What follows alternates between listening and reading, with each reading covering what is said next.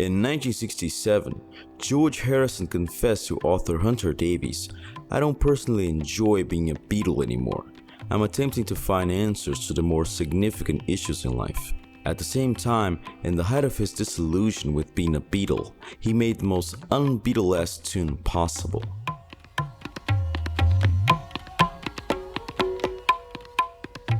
After being given 3 song spots on Revolver, perhaps because John and Paul were having trouble coming up with new songs, George was strangely given only 1 contribution on Sgt. Pepper this time around. His first shot, Only a Northern Song, was deemed not up to the caliber of the rest of the album. George revealed he had trouble writing as well.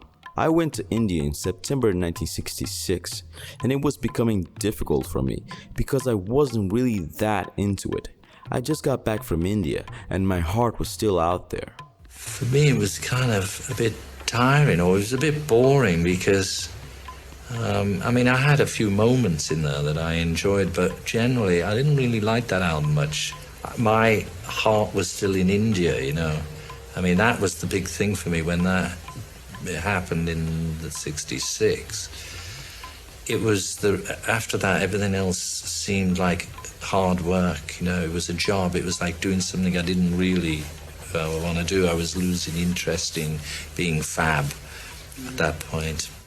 Before then, everything I'd known had been in the West, George said, and so the trips to India had really opened me up. "I believe much more in the religions of India than in anything I ever learned from Christianity. I was into the whole thing, the music, the culture, the smells. I'd been let out of the confines of the group, and it was difficult for me to come back into the sessions. In a way, it felt like going backwards. Everybody else thought that Sgt. Pepper was a revolutionary record, but for me it was not as enjoyable. I was growing out of that kind of thing." Eastern religion had a very profound effect on George. His friend Ravi Shankar speaks of George's tremendous interest in Indian philosophy, religion, and so on. "It was so strong. I gave him a very famous book, Autobiography of a Yogi. That really changed his whole life and mind. That influenced his writing of beautiful songs like Within You Without You and many others." One of the books, which was by Swami Vivekananda, who said, "If there's a God, you must see him, and if there's a soul, we must perceive it. Otherwise, it's better not to believe. It's better to be an outspoken atheist than a hypocrite." And after all my life, I've been brought up, they tried to bring me up as a Catholic. They had told you to just believe what they're telling you and, not to have the direct experience. And this, for me, going to India and hearing somebody saying, no, you can't believe anything until you have direct perception of it.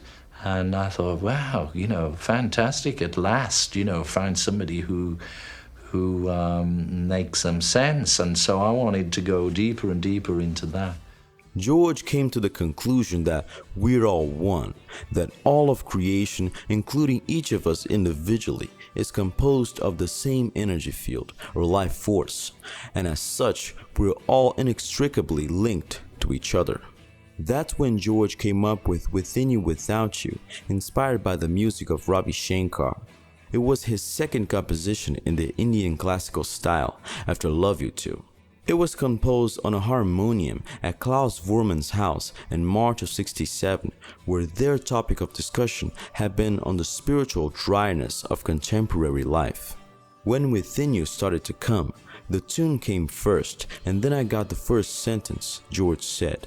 It came out of what we'd been doing that evening. We were talking. That's as far as I got that night. I finished the rest of the words later at home. I'm not very poetic. My lyrics are poor, really, but I don't take any of it seriously. It's just a joke. It's great if someone likes it, but I don't really take it too seriously myself. In regards to the song's title, Pattie Boyd's sister Jenny relates, "I picked up a book called Karma and Rebirth by Christmas Humphreys. I began reading it until I came across a passage that said, 'Life goes on within you and without you.' It was so clever and so true. My first inclination was to call Pattie and George. It inspired him to write Within You Without You, which he later recorded for the Beatles." In the studio, Jeff Emerick relates when George first showed the Beatles his new tune. After only a Northern song, nobody was really expecting too much of George. Quite frankly, just hearing him play Within You Without You on acoustic guitar gave very little idea of the beautiful song that it was to turn into once all the overdubs were completed. But at the time, it caused a lot of eye-rolling among the other Beatles and George Martin. George seems to have come to terms with the fact that only a Northern song wouldn't be featured and focused on making Within You Without You great, as it was his only contribution. He had difficulty getting the right sort of trained Indian musicians for studio sessions in London, spending weeks finding and auditioning people who could play Indian instruments.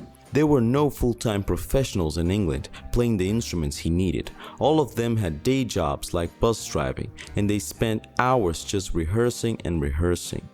All four Beatles were there when the basic track was recorded, along with illustrator Peter Blake, who was there to talk about the Pepper album cover. He spent much of his time with John and Paul, while George was busy instructing the musicians as to what parts he wanted them to play. Ringo, as usual, was lost in a game of chess-off in a corner with Neil Aspinall. The studio atmosphere was very calm and relaxing, and for perhaps the first time in these sessions, George seemed completely relaxed. Eventually, the other three Beatles grew bored of not doing anything for this recording, so they were arranged to listen in on ongoing songs in a different control room, leaving George to work on his own. It was recorded in EMI Studio 2, with low lighting and incense burning, with uncredited musicians from the Indian Music Association seated on a carpet. He brought in friends to play some special instruments, George Martin said, shortly after the release of Pepper. There are some musicians who worked on Sgt. Pepper who still haven't been paid simply because George doesn't know their names. But although they didn't do much on it, the Beatles all seemed to like the track. Within You Without You, George. George is, I think, one of George's best songs, one of my favorite of his too. I like the arrangement, the sound, and the words are good too. Yeah. He's clear on that song. You can hear his mind is clear and his music's clear and he's presenting. That's what I mean, that there is his innate talent that brought that kind of sound together. Did you have anything to do with that at all? Nothing at all to do with it, only as an appreciator of the record. I don't even think I was on the track. George has done a great Indian one, Paul said in a 1967 interview, and Ringo called it brilliant. But that's not to say they didn't have their doubts about whether or not this type of sound was going too far. Because the song was unusually long, Jeff Emerick says, there were quite a few glances between John and Paul when the rhythm track was being recorded, and I could tell that they were a bit dubious. Yes, it's all very nice, I could imagine they were thinking, and it's all very well played, but it isn't Beatles, is it? I guess they went along with it for the sake of band unity. We all knew George liked Indian music, George Martin said, so there was a kind of toleration if you like, but it was a welcome one, because we actually liked the sounds. The jaw sticks were even okay, they covered the smell of pot. Eventually, on the last day of work, the last day of recording for Pepper overall, George added a burst of laughter to the end. This was a snippet of the Beatles laughing during those sessions. Most people disregarded this ambitious cross-cultural fusion when it came out, not so glamorous as other tracks in Pepper. The lack of chord changes bored listeners who criticized the lyrics for being simple and too preachy. The me generation hated how the words pointed out how small we can be. At the time, this mentality was very much in fashion, seen as a revolution against materialism.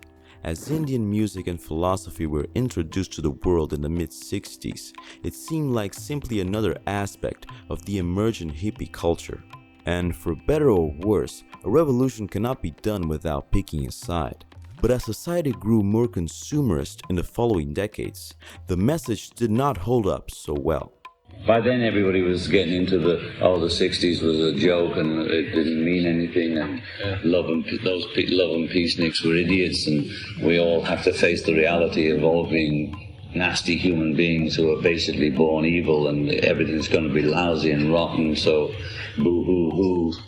Though Martin once called the track a rather dreary song in 1979, he went on to call it very good in retrospect, and that he finds it more interesting now than he did then. It is the Beatles' biggest stylistic deviation from their signature sound in their repertoire. You know, what are we doing on this planet? You know, I get confused when I look around at the world and I see everybody's running around and, you know, as Bob Dylan said, he not busy being born is busy dying, and yet nobody's trying to figure out what's the cause of death. What happens when you die? I mean, that to me is the only thing really that's of any importance. The rest is all secondary. Fame is not the goal. Money, you know, although money's nice to have, it can buy you a bit of freedom. You know, you can go to the Bahamas when you want. But if we could have people who are actually conscious in a spiritual sense, the natural law that operates on this planet or in the universe, everything, as I said earlier, everything works in a perfect order.